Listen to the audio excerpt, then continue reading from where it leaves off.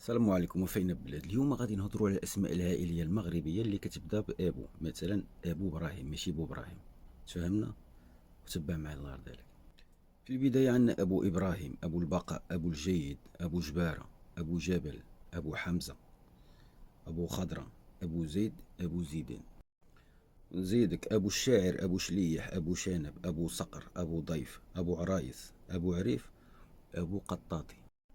زيد عندنا ابو ناروز، ابو هنطش، ابو الخير، ابو العلا، أبو دراز، أبو دار، أبو دور، أبو رشاد، أبو زعير.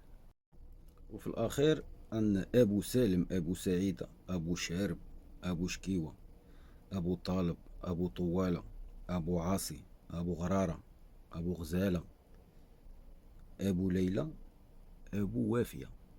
قولوا لي في التعليقات شنو هما الأسماء العائلية المغربية اللي كتبدا بأبو واللي أنا ما ذكرتهمش. وبالنسبة للأسماء اللي ذكرناهم واللي كيعرف مين كتنحدر الأصول ديالهم حتى هي يكتب لنا في التعليقات.